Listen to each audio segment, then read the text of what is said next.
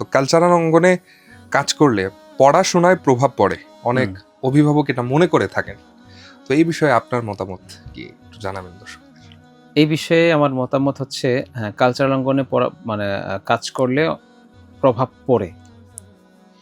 অভিভাবক যদি মনে করে, সেই উদ্দেশ্যে মানে তাদের উদ্দেশ্যে আমি বলবো যে প্রভাব, যদি কালচারাল অঙ্গনে আপনার সন্তান কাজ না করে তাহলে কোনো এক সময় আপনার সন্তান দ্বারা আপনি প্রভাবিত হবেন, কারণ আপনার সন্তান তখন অপসংস্কৃতি চর্চা করবে।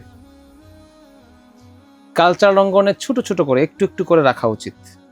যেমন আপনি যদি আকসা সাবাবের প্রথম দিকের প্রচুর পরিমাণে কাজ দেখে থাকেন, তাহলে এখন নিশ্চয়ই মিস করছেন নাকি? এখন মিস করছেন না? এখন ওদের কাজ খুব একটা দেখা যায় না। না না, হ্যাঁ, খুব কম।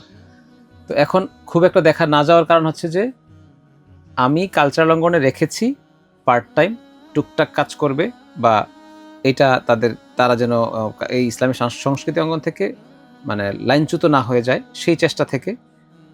আর মেইন ফোকাস হচ্ছে পড়াশোনার দিকে। মাশাআল্লাহ। তারা দুজনই হিপস করছে।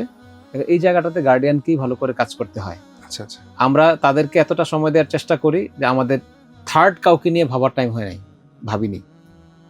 তো তাদের দুজনকে এতটা সময় দেওয়ার চেষ্টা করছি, এবং তারাও মানে এত বেশি বিজি, কখনো কখনো দেখি যে আমার চেয়ে বেশি বিজি। তাদেরকে অফিসে নিয়ে আসবো বা তারা একটা গান করবে, সেই সুযোগটা আমি সপ্তাহে একবারও পাই না, 15 দিন একবারও খোঁজার চেষ্টা করি, তাও পাই না। দেখা যায় যে মাসে একবার নিয়ে আসা হয়েছে, তখন আর রেকর্ডই করার মোড নাই। কারণ তাদের এত পরিমাণে পড়াশোনার চাপ। সকাল ফজরের পর থেকে স্কুলিং, ইংলিশ মিডিয়াম স্কুলে পড়ছে দুজন, দুপুর পর্যন্ত, মানে 2টা পর্যন্ত। একজনের একটা মানে 12:50 ছুটি হচ্ছে, এখন আবার 12:50 থেকে সাবাবের চলে গেছে 2:30, মানে হিপস করছে। তো এই 2:30 স্কুলের মধ্যেই হিপস সহ করছে। এখন স্কুলের হিপসে আমরা হ্যাপি না, কারণ হচ্ছে এটা পার্ট টাইম হিপস, একটা ক্লাসের সমান হিপ, মানে একটা ক্লাসের সময় তো যতটুকু দিচ্ছে এতটুকুই সময় তারা দিচ্ছে, এবং তারাও তাদের সিস্টেম এটা। তো এটাতে আমরা দেখতে পাচ্ছি যে অনেক সময় লেগে যাবে। আর হিপসটা এমন একটা জিনিস যে এটাতে যদি তার নির্দিষ্ট এইজের মধ্যে না হয় তাহলে হয়তো সহজ হয় না হিপসটা। এবং যে সময়টা হিপস পড়তে হয় খুব একাগ্র চিত্তে সময় দিতে হয়।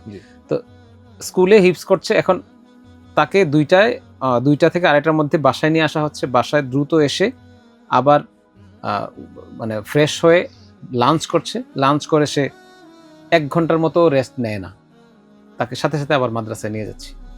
আচ্ছা আচ্ছা। মাদ্রাসায় নিয়ে যাওয়া হচ্ছে। মাদ্রাসা থেকে রাত 8টায় তার ছুটি। রাত 8টায় বাসায় এসে দেখতে পাচ্ছে যে বাসায় বসে আছে একজন টিউটর। তাহলে খুব টাইট শিডিউলের মধ্যে সময় যাচ্ছে। বাসায় এসে দেখতে পাচ্ছে যে টিউটর স্যার বসে আছে, আবার স্যারের কাছে পড়ছে রাত 11টা পর্যন্ত। এর মধ্যে যে আমরা রিফ্রেশমেন্ট বা খেলাধুলার সময় দেই না তা না, এর মধ্যেও সময় খুঁজে বের করার চেষ্টা করি, তাদেরকে নিয়ে ঘুরতে যাওয়ার চেষ্টা করি, সময় বের করে নেই আমরা। পাশাপাশি আবার সংস্কৃতি। তাহলে একটু জেনে নেই কোন প্রতিষ্ঠানে পড়ালেখা করছে, কোন প্রতিষ্ঠান? আকসা পড়ছে এভারুজ ইন্টারন্যাশনাল স্কুল, আর শাবাবও ওখানেই ছিল। শাবাবকে আমাদের আকিজের জামিল ভাই, আকিজের সম্মানিত ডিরেক্টর, ব্যাকমেন্সের এমডি মহোদয় জামিল ভাই খুব ভালোবেসে উনি একটা স্কুল করেছেন ধানমন্ডি লেক হেড স্কুলের। যারা স্টুডেন্ট ছিল, শিক্ষক ছিল, ওই স্কুলটা বন্ধ হয়ে যাওয়াতে ওই স্কুলটাকে উনি আরো বড় করে স্কুলটা করেছেন, এবং ইংলিশ মিডিয়াম স্কুল, হাই গ্রেডের স্কুল। উনি ভালোবেসে শাবাবকে মানে ওনার স্কুলে নিয়ে গেছে।